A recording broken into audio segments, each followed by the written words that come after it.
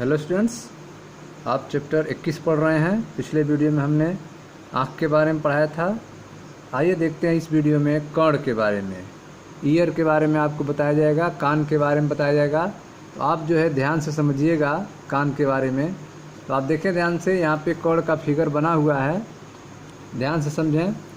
कर्ण दो संवेदी क्रियाएं करता है, ठीक है। तो जो हमारा ईयर है, कान है, यह दो संवेदी क्रियाएं करता है।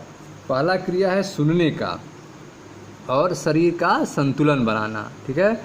तो हमारा जो कान है, मनुष्य का जो कान है, यह दो काम करता है, सुनने का भी काम करता है और शरीर का संतुलन बनाने का भी काम करता है, ठीक है।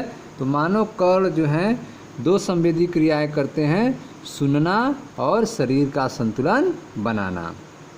शरीर क्रिया विज्ञान की दृष्टि से कर्ण को तीन मुख्य भागों में विभक्त किया जा सकता है, ठीक है। मानव कर्ण को शरीर क्रिया विज्ञान के आधार पर, ठीक है, शरीर क्रिया विज्ञान के आधार पर मानव कर्ण को तीन भागों में विभक्त किया जा सकता है: बाह्य कर्ण, मध्य कर्ण और अंतःकर्ण, ठीक है। शरीर क्रिया विज्ञान की दृष्टि से कर्ण को तीन मुख्य भागों में विभक्त किया जा सकता है: बाह्य कर्ण, मध्य कर्ण और अंतःकर्ण, ठीक है। फिगर आप देखें, यह आपका बाह्य कर्ण है, ठीक है। यह जो हिस्सा आप देख रहे हैं इसे बाह्य कर्ण कहा जाता है। देखें ध्यान से, कर्ण का आरेखीय दृश्य है यह आपका बाह्य कर्ण है, जिसमें पिन्ना या आरिकुला आता है, ठीक है। पिन्ना या आरिकुला इसको कहते हैं बाह्य कर्ण, पिन्ना या आरिकुला, तथा बाह्य श्रवण गुहा का बना होता है, ठीक है। यह बाह्य श्रवण गुहा है, ठीक है। साउंड जो है इसी रास्ते जो है अंदर इंटर करती है, ठीक है। तो यह आपका बाह्य कर्ण है। बाह्य कर्ण जो है पिन्ना या आरिकुला तथा बाह्य श्रवण गुहा का बना होता है, ठीक है। यह पिन्ना की उपस्थिति का क्या काम है? यह जो बाह्य कर्ण में आप पिन्ना देख रहे हैं, इसका क्या वर्क होता है? यह जो पिन्ना है यह वायु में उपस्थित तरंगों को एकत्र करता है, जो ध्वनि उत्पन्न करता है, ठीक है। यह पिन्ना जो है वायु में उपस्थित तरंगों को एकत्र करने का काम करता है, जो ध्वनि उत्पन्न करता है, ठीक है। बाह्य श्रवण गुहा जो है यह कर्णपटल झिल्ली तक भीतर की ओर जाती है, ठीक है। यह बाह्य श्रवण गुहा आप देख रहे हैं, यह कर्णपटल झिल्ली तक, यहाँ पे ईयर ड्रम जो कर्णपटल झिल्ली है, यहाँ तक यह बाह्य श्रवण नलिका जो है प्रवेश करती है, ठीक है। तो यह आपकी बाह्य श्रवण नलिका है, जो कहाँ तक पहुँचती है? कर्णपटल झिल्ली तक प्रवेश करती है, ठीक है। पिन्ना तथा मीटस में कुछ महीन बाल और मोम स्रावित करने वाली ग्रंथियाँ होती हैं, ठीक है। यह पिन्ना आप जो देख रहे हैं और ये जो मीटस देख रहे हैं आप, बाह्य श्रवण नलिका देख रहे हैं, इसमें जो है महीन बाल होते हैं और मोम स्रावित करने वाली ग्रंथियाँ होती हैं। वैक्स को श्रावण करने वाली ग्रंथियाँ होती हैं, ठीक है। कर्णपटल जो है झिल्ली जो है, यह जो ईयर ड्रम आप देख रहे हैं कर्णपटल झिल्ली, ठीक है, यह संयोजी ऊतक का बना होता है। कर्णपटल झिल्ली किसका बना होता है? संयोजी ऊतक का बना होता है, जो बाहरी और त्वचा से, ठीक है, जो बाहरी और त्वचा से तथा अंदर जो है श्लेष्मा झिल्ली से आवृत होता है। बाहर की ओर यह त्वचा से और अंदर जो है श्लेष्मा झिल्ली से ढका होता है, ठीक है। तो आप देख रहे हैं कि कर्ण जो है दो संवेदी क्रियाएं करते हैं। मानव कर्ण जो है, मनुष्य के कर्ण जो हैं, वे क्या कार्य करते हैं? तो मानव कर्ण जो हैं दो संवेदी क्रियाएं करते हैं: सुनना और शरीर का संतुलन बनाना। शरीर क्रिया विज्ञान की दृष्टि से कर्ण को तीन मुख्य भागों में विभक्त किया जा सकता है: बाह्य कर्ण, मध्य कर्ण और अंतःकर्ण, ठीक है। तो यह सारा हिस्सा आप देख रहे हैं, यह किसके अंतर्गत आता है? बाह्य कर्ण के अंतर्गत आता है, ठीक है। उसके बाद आपका आता है मध्य कर्ण और फिर अंतःकर्ण। मध्य कर्ण में क्या क्या आते हैं? तो मध्य कर्ण में आप देखें यह हिस्सा आता है जिसमें तीन हड्डियां होती हैं: मेलियस, इंकस और स्टेपिस। मेलियस, इंकर और स्टेपिस जो हैं, यह तीन बोन्स हैं, अस्थियां हैं, जिनसे मिलकर मध्य कर्ण बना होता है। ठीक है, यह जो है एक दूसरे से श्रृंखला के रूप में जुड़ी होती हैं। यह तीनों जो हड्डियां हैं मेलियस, इंकस और स्टेपिस, यह तीनों हड्डियां जो हैं यह एक श्रृंखला के रूप में एक दूसरे से जुड़ी होती हैं। ठीक है, तो यह आपकी मध्य कर्ण होता है। अंतःकर्ण की अगर बात की जाए तो अंतःकर्ण में आप देख रहे हैं यह काकलिया आता है। काकलिया यह हिस्सा जो है अंतःकर्ण है और यह उसका काकलिया तंत्रिका है। काकलिया है, यह राउंड शेप में काकलिया आप देख रहे हैं और काकलिया तंत्रिका है। ठीक है, और उसके बाद यहाँ पे यह संतुलन बनाने वाले अंग हैं, इसके बारे में भी हम लोग पढ़ा जाएगा इसे। ठीक है, यह जो अर्धचंद्राकार नलिकाएं होती हैं जो 3 होती हैं, 3 जो है अर्धचंद्राकार नलिकाएं हैं जो एक दूसरे से 90 अंश पर रहती हैं और यह जो है वेस्टिब्यूलर तंत्र बनाती हैं जो संतुलन का काम करती हैं। इसका फूला हुआ हिस्सा एम्पुला कहलाता है। ठीक है, तो यह हम लोग पढ़ा जाएगा। तो पहले हम लोग पढ़ते हैं बाह्य कर्ण के बारे में। तो देखें आप ध्यान से, बाह्य कर्ण पिन्ना या आर्कुला तथा बाह्य श्रवण गुहा का बना होता है। बाह्य कर्ण किससे बना होता है? तो बाह्य कर्ण जो है पिन्ना या आरिकुला तथा बाह्य श्रवण गुहा का बना होता है। पिन्ना का क्या वर्क है? पिन्ना जो है वायु में उपस्थित तरंगों को एकत्र करता है जो ध्वनि उत्पन्न करती है। ठीक है, श्रवण बाह्य श्रवण गुहा, ठीक है, बाह्य श्रवण गुहा कर्णपटल झिल्ली तक भीतर की ओर जाती है। ठीक है, तो जो बाह्य श्रवण गुहा आप देख रहे हैं यह भीतर की ओर कहाँ तक जाती है? कर्णपटल झिल्ली तक जाती है, ईयर ड्रम तक जाती है। पिन्ना तथा मीटस में, ठीक है, पिन्ना तथा ठीक है बाह्य कर्ण गुहा में कुछ महीन बाल और मोम स्रावित करने वाली ग्रंथियाँ होती हैं। ठीक है, कर्णपटल झिल्ली जो ईयर ड्रम होता है, कर्णपटल झिल्ली जो होता है, कान का पर्दा जो होता है वह संयोजी ऊतक की बनी होती है जो बाहरी ओर त्वचा से और अंदर की ओर श्लेष्मा झिल्ली से ढकी होती है। ठीक है, तो जो हमारे कान में ईयर ड्रम पाया जाता है, कर्णपटल झिल्ली पाई जाती है, वह संयोजी ऊतकों की बनी होती है जो बाहरी ओर त्वचा से और अंदर की ओर श्लेष्मा झिल्ली से आवरित होती है, ढकी होती है। ठीक है, अब आते हैं मध्य कर्ण पे। मध्य कर्ण जो है 3 अस्तिकाओं से बना होता है।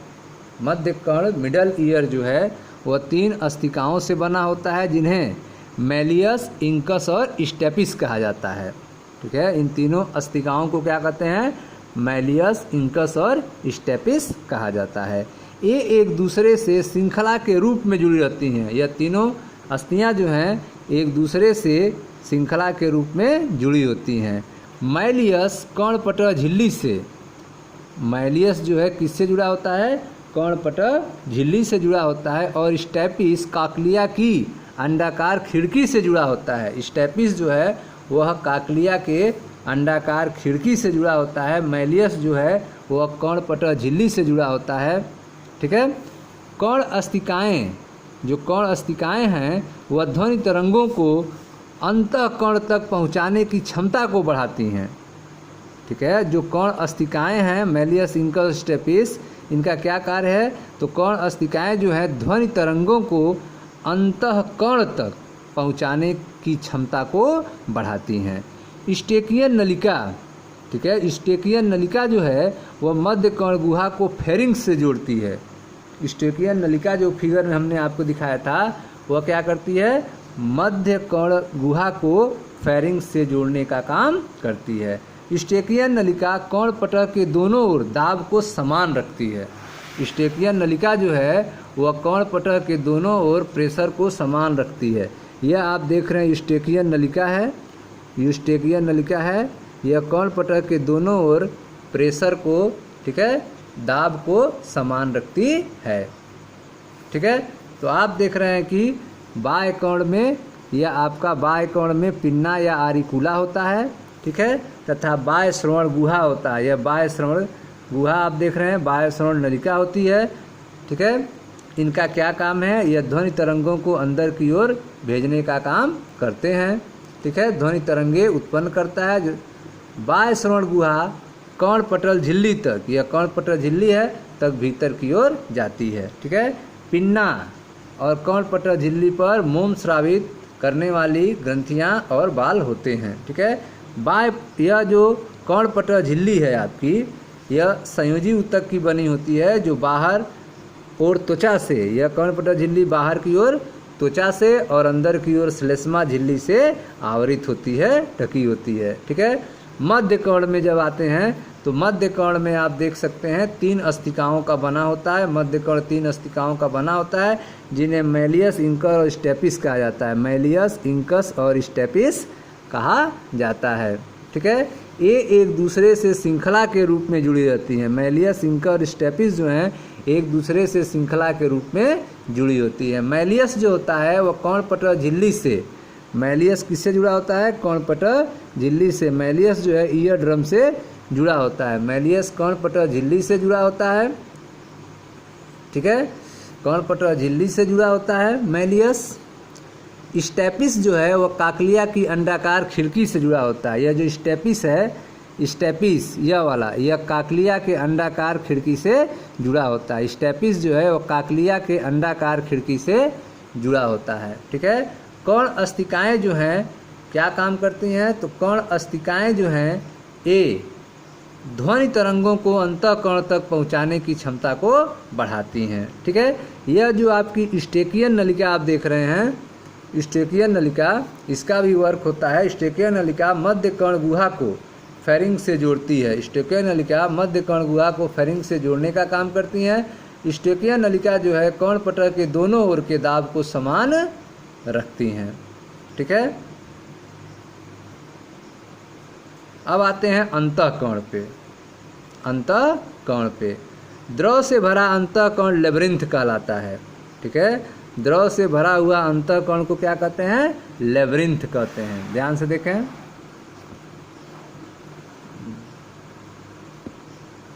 द्रव से भरा अंतःकर्ण लेब्रिंथ कहलाता है जो कि अस्थिल और झिल्लीनुमा लेब्रिंथ से बना होता है। ठीक है, द्रव से भरा अंतःकर्ण लेब्रिंथ कहलाता है जो कि अस्थिल और झिल्लीनुमा लेब्रिंथ से बना होता है। अस्थिल लेब्रिंथ वाहिकाओं की एक श्रृंखला होती है। ठीक है, अस्थिल लेब्रिंथ क्या होती है? अस्थिल लेब्रिंथ जो है वह वाहिकाओं की एक श्रृंखला होती है। इन वाहिकाओं के भीतर झिल्लीनुमा लेब्रिंथ होता है। ठीक है, अस्थिल लेब्रिंथ जो है वह वाहिकाओं की एक श्रृंखला होती है और इन वाहिकाओं के भीतर झिल्लीनुमा लेब्रिंथ होता है जो कि परिलसिका द्रव से घिरा रहता है। यह झिल्लीनुमा जो लेब्रिंथ है यह परिलसिका द्रव से घिरा होता है, किंतु झिल्लीनुमा लेब्रिंथ एंडोलिम्फ नामक द्रव से भरा रहता है। झिल्लीनुमा लेब्रिंथ जो है वह एंडोलिम्फ नामक द्रव से भरा रहता है। ठीक है, और यह झिल्लीनुमा लेब्रिंथ जो है परिनलिका द्रव से घिरा रहता है, किंतु झिल्लीनुमा लेब्रिंथ जो है एंडोलिम्फ नामक द्रव से भरा रहता है। ठीक है, लेब्रिंथ के घुमावदार भाग को काकलिया कहते हैं। लेब्रिंथ का जो घुमावदार भाग है उसी को क्या कहते हैं? काकलिया कहते हैं। तो फिगर में आप देख लें, यह लेब्रिंथ का घुमावदार भाग है, इसी को क्या कहा जाता है? कॉकलिया कहा जाता है। ठीक है, यही कॉकलिया है आपका और यह हिस्सा जो है आपका काकलिया तंत्रिका है। ठीक है, तो आप देख रहे हैं कि द्रव से भरा अंतःकर्ण लेब्रिंथ कहलाता है जो कि अस्थिल और झिल्लीनुमा लेब्रिंथ से बना होता है। अस्थिल लेब्रिंथ वाहिकाओं की एक श्रृंखला होती है। अस्थिल लेब्रिंथ वाहिकाओं की एक श्रृंखला होती है। इन वाहिकाओं के भीतर झिल्लीनुमा लेब्रिंथ होता है जो कि परिलसिका द्रव से घिरा रहता है, किंतु झिल्लीनुमा लेब्रिंथ एंडोलिम्फ नामक द्रव से भरा रहता है। ठीक है, लेब्रिंथ के घुमावदार भाग को काकलिया कहते हैं। लेब्रिंथ के घुमावदार भाग को काकलिया कहते हैं। काकलिया को 2 झिल्लियों द्वारा, ठीक है, काकलिया को 2 झिल्लियों द्वारा 3 कक्षों में विभक्त किया जाता है। ठीक है, काकलिया को जो है 2 झिल्लियों द्वारा 3 कक्षों में विभक्त किया जा सकता है। आप फिगर देख सकते हैं, यह फिगर जो है आपका काकलिया का है, diagrammatic representation of the sectional view of cochlea. ठीक है, तो यह जो सेक्शनल व्यू ऑफ काकलिया का दिखाया गया है इसमें, ठीक है, यह इसमें आपको बताया जा रहा है कि देखें, लेबरिंथ के घुमावदार भाग को काकलिया कहते हैं। काकलिया को 2 झिल्लियों द्वारा 3 कक्षों में व्यक्त किया जाता है। ठीक है, 2 झिल्लियों द्वारा 3 कक्षों में व्यक्त किया जाता है। यह जो झिल्लियाँ होती हैं इन्हें क्या कहते हैं? इन झिल्लियों को बेसिलर झिल्ली और राइजनर्स झिल्ली कहते हैं। ध्यान से देखें, इन झिल्लियों को क्या कहते हैं? बेसिलर झिल्ली कहते हैं और राइजनर्स झिल्ली कहते हैं। आप देखें, यह एक झिल्ली है जिसे क्या कहते हैं? रेजनर्स मेम्ब्रेन कहते हैं, रेजनर्स झिल्ली कहते हैं। और यह एक झिल्ली है जिसे क्या कहते हैं? बेसिलर मेम्ब्रेन कहते हैं, बेसिलर झिल्ली कहते हैं। ठीक है, तो यह आपका बेसिलर मेम्ब्रेन है, बेसिलर झिल्ली है। यह आपका आधार झिल्ली जिसे कहते हैं, बेसिलर झिल्ली, आधार झिल्ली। और एक होता है आपका रेजनर्स मेम्ब्रेन, रेजनर्स झिल्ली। ठीक है, यह 2 झिल्ली होती है और यह 3 कक्षों में बटा होता है। यह कितने कक्षों में बटा होता है? 3 कक्षों में। यह पहला कक्ष है जिसे स्कैला वेस्टिबुलाई कहते हैं, स्कैला वेस्टिबुलाई कहते हैं। यह अगला कक्ष है जिसे स्कैला मीडिया कहते हैं, स्कैला मीडिया कहते हैं। और यह नीचे वाला कक्ष है जिसे स्कैला टिम्पेनाई कहते हैं। ठीक है, यह 3 कक्ष हैं और 2 मेम्ब्रेन हैं। मेम्ब्रेन में कौन कौन है? यह पहला मेम्ब्रेन आप देख रहे हैं जिसे रिजनर्स मेम्ब्रेन कहते हैं, और यह दूसरा मेम्ब्रेन है जिसे बेसिलर मेम्ब्रेन, आधार मेम्ब्रेन, आधार झिल्ली कहते हैं। और 3 कक्ष होते हैं, स्कैला वेस्टिबुलाई, स्कैला मीडिया और स्कैला टिम्पेनाई। ठीक है, तो इस तरह से आप देख रहे हैं कि काकलिया को 2 झिल्लियों द्वारा 3 कक्षों में व्यक्त किया जाता है, जिन्हें बेसिलर झिल्ली और राइजनर्स झिल्ली कहते हैं। ऊपरी कक्ष को स्केला वेस्टिबुलाई कहते हैं, मध्य कक्ष को स्केला मीडिया कहते हैं और निचले कक्ष को स्केला टिम्पेनाई कहते हैं। ठीक है, स्केला वेस्टिबुली और स्केला टिम्पिनी, स्केला वेस्टिबुली और स्केला टिम्पिनी परिलसिका द्रव से, स्केला वेस्टिबुलाई और स्केला टिम्पिनी जो है वह परिलसिका द्रव से, जबकि स्केला मीडिया जो है अंतरलसिका द्रव से भरा होता है।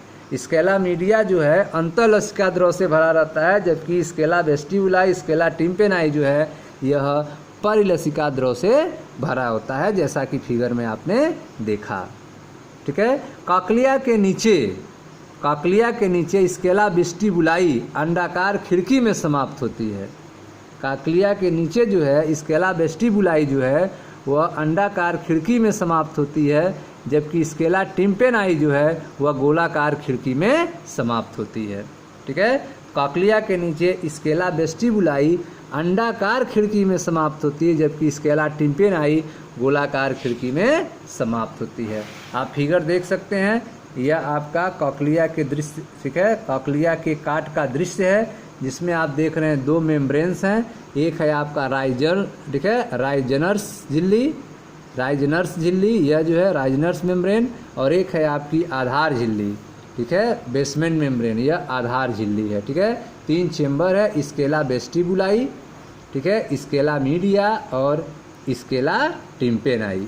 ठीक है, स्केला टिम्पेनाई। ठीक है, यह आप देख रहे हैं कि यह जो आधार झिल्ली जो है, बेसमेंट मेम्ब्रेन जो है आधार झिल्ली है, इसके ऊपर आर्गन ऑफ कार्टाई पाई जाती है, आर्गन ऑफ कार्टाई पाई जाती है। और ठीक इसी के ऊपर जो है टेक्टोरियल झिल्ली भी पाई जाती है, टेक्टोरियल झिल्ली पाई जाती है। अब देखें ध्यान से, आपने देखा कि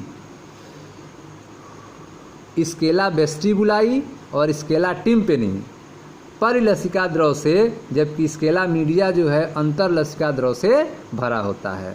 ठीक है, कॉकलिया के नीचे स्केला वेस्टिबुली जो है वह अंडाकार खिड़की में समाप्त होती है।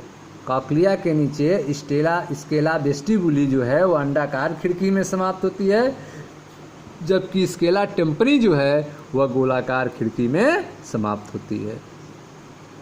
ठीक है, आर्गन ऑफ कार्टाई जो आधारी झिल्ली पर स्थित होती है, हमने फिगर में भी दिखाया आपको, आर्गन ऑफ कार्टाई कहाँ होती है? बेसमेंट मेम्ब्रेन के ऊपर होती है। यह आपका बेसिलर मेम्ब्रेन है, बेसिलर मेम्ब्रेन है, इसी के ऊपर जो है यह आपका आर्गन ऑफ कार्टाई होता है। यह आपका आर्गन ऑफ कार्टाई है जो बेसमेंट मेम्ब्रेन के ऊपर होती है। ठीक है, इसके ठीक ऊपर जो है टेक्टोरियल मेम्ब्रेन भी होती है।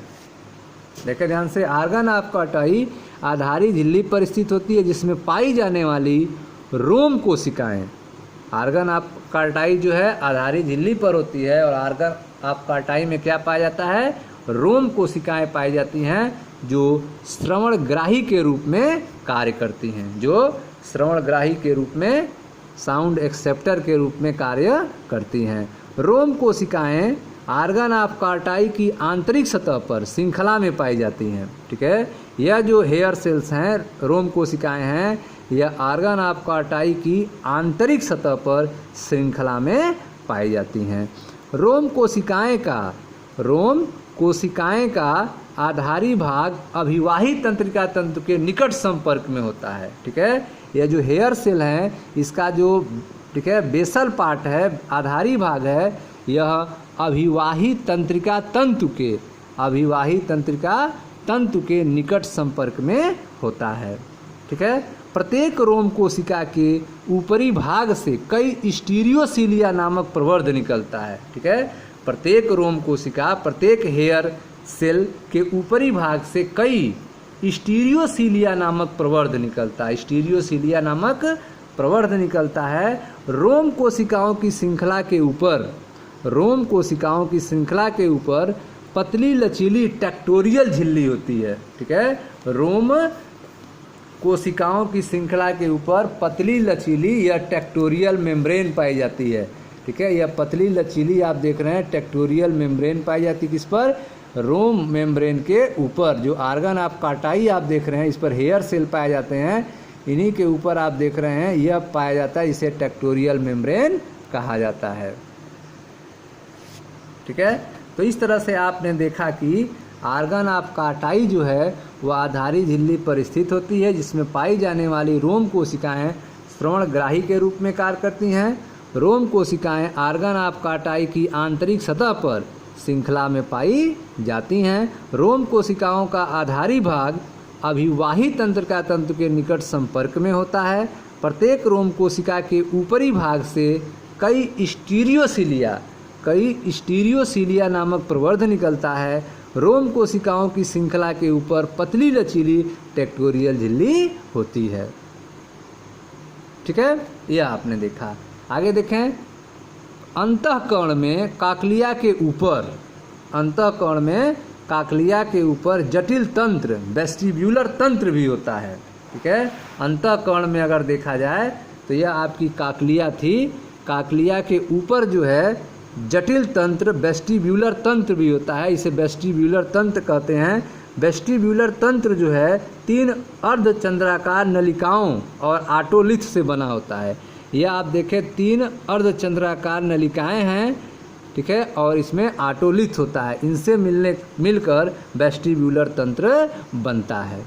ठीक है, तो अंतःकर्ण में काकलिया के ऊपर जटिल तंत्र वेस्टिब्यूलर तंत्र होता है। वेस्टिब्यूलर तंत्र 3 अर्धचंद्राकार नलिकाओं और आटोलिथ से बना होता है। ठीक है, मैकुला लघु कोश और यूट्रिकल का संवेदी हिस्सा है। ठीक है, प्रत्येक अर्धचंद्राकार नलिका एक दूसरे से समकोण पर भिन्न तल में स्थित होती हैं। तो यह जो अर्धचंद्राकार नलिका देख रहे हैं, सब एक दूसरे से समकोण होती हैं और अलग अलग तल में स्थित होती हैं। ठीक है, तो यह जो है आपकी काकलिया के ऊपर यह आपके वेस्टिब्यूलर तंत्र पाया जाता है। वेस्टिब्यूलर तंत्र में 3 अर्धचंद्राकार नलिकाएं होती हैं और आटोलिथ का बना होता है। ठीक है, प्रत्येक अर्धचंद्राकार नलिका जो है एक दूसरे से समकोण पर स्थित होती हैं और अलग अलग तल में स्थित होती हैं। ठीक है, झिल्ली नुमा नलिकाएं अस्थिल नलिकाओं के परिलसिका द्रव में डूबी रहती हैं।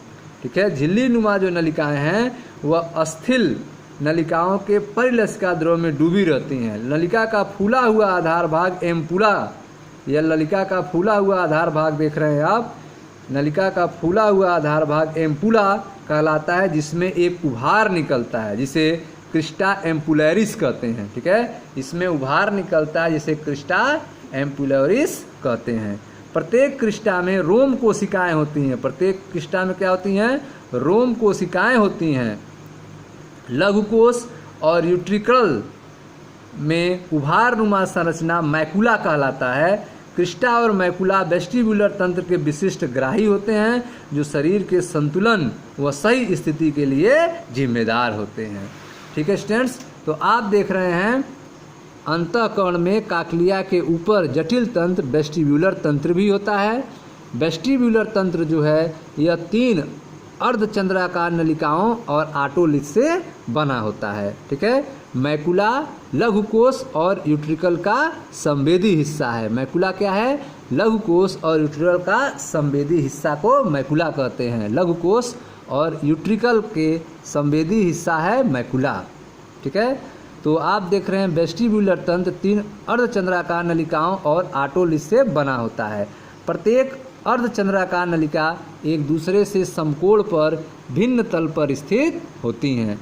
झिल्ली नुमा नलिकाएं अस्थिल नलिकाओं के परिलसिका द्रव में डूबी रहती हैं। ठीक है, झिल्ली नुमा जो नलिकाएं हैं वे अस्थिल नलिकाओं के परिलसिका द्रव में डूबी रहती हैं। नलिका का फूला हुआ आधार भाग एम्पुला, नलिका का फूला हुआ आधार भाग एम्पुला जिसमें एक उभार निकलता है जिसे क्रिस्टा एम्पुलरिस कहा जाता है। ठीक है, नलिका का फूला हुआ आधार भाग एम्पुला जिसमें एक उभार निकलता है जिसे क्रिस्टा एम्पुलरिस कहते हैं। प्रत्येक क्रिस्टा में रोम कोशिकाएं होती हैं। प्रत्येक क्रिस्टा में रोम कोशिकाएं होती हैं। लघुकोश और यूट्रिकल में उभारनुमा संरचना मैकुला होता है। ठीक है, लघुकोश और यूट्रिकल में उभारनुमा संरचना मैकुला होता है। क्रिस्टा व मैकुला वेस्टिब्यूलर तंत्र के विशिष्ट ग्राही होते हैं। ठीक है, क्रिस्टा और मैकुला जो हैं वे वेस्टिब्यूलर तंत्र के विशिष्ट ग्राही होते हैं जो शरीर के संतुलन व सही स्थिति के लिए जिम्मेदार होते हैं। ठीक है, क्रिस्टा व मैकुला वेस्टिब्यूलर तंत्र के विशिष्ट ग्राही होते हैं जो शरीर के संतुलन व सही स्थिति के लिए उत्तरदायी होते हैं। ठीक है स्टूडेंट्स, अब देखते हैं श्रवणों की क्रिया। ठीक है, सुनाई देने की क्रिया कैसे होती है इसको हम लोग समझा जाए। अभी तक आपने अंतःकरण, बाह्यकर्ण और मध्यकर्ण के बारे में संरचना देखा, काकलिया के बारे में देखा, संतुलन के बारे में समझा। अब हम लोग देखते हैं श्रवण की क्रिया के बारे में। कर्ण किस प्रकार ध्वनि तरंगों को तंत्र की आवेगों में बदलता है? कर्ण जो है वह किस प्रकार ध्वनि तरंगों को तंत्र की आवेगों में बदलता है जो कि मस्तिष्क द्वारा उद्दीप्त व क्रियात्मक होकर हमें ध्वनि की पहचान कराते हैं। ठीक है, प्रश्न यह है कि जो ईयर है, कर्ण है, वह किस प्रकार ध्वनि तरंगों को तंत्र की आवेगों में बदलता है जो कि मस्तिष्क द्वारा उद्दीप्त व क्रियात्मक होकर हमें ध्वनि की पहचान कराते हैं। तो आइए इसका आंसर देखते हैं। बाह्य कर्ण, ठीक है, जो बाह्य कर्ण है, बाह्य कर्ण ध्वनि तरंगों को ग्रहण कर कर्ण पटह तक भेजता है। बाह्य कर्ण जो है वह ध्वनि तरंगों को ग्रहण करके ईयर ड्रम तक भेजता है, कर्ण पटह तक भेजता है, कान के पर्दे तक भेजता है। ठीक है, तो बाह्य कर्ण ध्वनि तरंगों को ग्रहण कर कर्ण पटह तक भेजता है। ध्वनि तरंगों के प्रतिक्रिया में, ध्वनि तरंगों के प्रतिक्रिया में कर्ण पटह में कंपन होता है। ठीक है, ध्वनि तरंगों के प्रतिक्रिया में ईयर ड्रम में क्या होता है? वाइब्रेशन होता है, कर्ण पटह में कंपन होता है और ये कंपन कर्ण अस्तिकाओं, ये जो कंपन हैं ये कर्ण अस्तिकाओं के पास पहुंचते हैं। ये कंपन कर्ण अस्तिकाओं अर्थात मेलियस, इंकर और स्टेपिस से होते हुए गोलाकार खिड़की तक पहुंचते हैं। ठीक है, ये कंपन जो हैं कर्ण अस्तिकाओं से होते हुए गोलाकार खिड़की तक पहुंचते हैं। ठीक है, गोलाकार खिड़की से कंपन कॉक्लिया में भरे द्रव तक पहुंचते हैं। गोलाकार राउंड विंडो, गोलाकार खिड़की से कंपन जो है वह काकलिया में भरे द्रव तक पहुंचते हैं जहां वे लिम्फ में तरंग उत्पन्न करते हैं। ठीक है, गोलाकार खिड़की से कंपन जो है काकलिया में भरे द्रव तक पहुंचते हैं जहां से वे लिम्फ में तरंगे उत्पन्न करते हैं। लिम्फ की तरंगे आधार कला में हलचल उत्तेजित करती हैं। लिम्फ की जो तरंगे हैं वे बेसमेंट मेम्ब्रेन में आधार कला में हलचल उत्तेजित करती हैं। आधारी झिल्ली में गति से आधारी झिल्ली में गति से रोम कोशिकाएं मुड़ती हैं, हेयर सेल मुड़ती हैं और टेक्टोरियल झिल्ली पर दबाव डालती हैं। आधारी झिल्ली में गति से रोम कोशिकाएं मुड़ती हैं और टेक्टोरियल झिल्ली पर दबाव डालती हैं, जिसके फलस्वरूप संगठित अभिवाही न्यूरॉन्स में तंत्रिका आवेग उत्पन्न होते हैं। ये आवेग अभिवाही तंतुओं के द्वारा श्रवण तंत्रिका से होते हुए मस्तिष्क के श्रवण बलकुट तक भेजे जाते हैं। ठीक है, ये आवेग जो हैं अभिवाही तंतुओं द्वारा श्रवण तंत्रिका से होते हुए मस्तिष्क के श्रवण बलकुट तक भेजे जाते हैं, जहां आवेगों का विश्लेषण करके ध्वनि को पहचाना जाता है। ठीक है, तो मस्तिष्क के श्रवण बलकुट में आवेगों का विश्लेषण किया जाता है और ध्वनि को पहचाना जाता है। ठीक है, तो श्रवण की क्रिया कैसे होती है, तो इसमें आप देख रहे हैं कि बाह्य कर्ण जो है वह ध्वनि तरंगों को ग्रहण करके कर्ण पटल तक भेजता है, ईयर ड्रम तक भेजता है। ध्वनि तरंगों की प्रतिक्रिया में कर्ण पटल में कंपन होता है और ये कंपन कर्ण अस्तिकाओं से होते हुए गोलाकार खिड़की तक पहुंचता है। गोलाकार खिड़की से कंपन कॉक्लिया में भरे द्रव तक पहुंचता है, जहां से वे लिम्फ में तरंगें उत्पन्न करते हैं। लिम्फ की तरंगें आधार कला में हलचल उत्तेजित करती हैं। आधारी झिल्ली में गति से रोम कोशिकाएं मुड़ती हैं और टेक्टोरियल झिल्ली पर दबाव डालती हैं, जिसके फलस्वरूप संगठित अभिवाही न्यूरॉन्स में तंत्रिका आवेग उत्पन्न होते हैं। ये आवेग अभिवाही तंतुओं के द्वारा श्रवण तंत्रिका से होते हुए मस्तिष्क के श्रवण बलकुट तक भेजे जाते हैं, जहां आवेगों का विश्लेषण करके ध्वनि को पहचाना जाता है। ठीक है स्टूडेंट्स, तो इस तरह से श्रवण की क्रिया संपन्न होती है। मैं मनीष गुप्ता अपने चैनल में आपका स्वागत करता हूं। आप वीडियो को लाइक करें, शेयर करें, चैनल को सब्सक्राइब करें। धन्यवाद दोस्तों।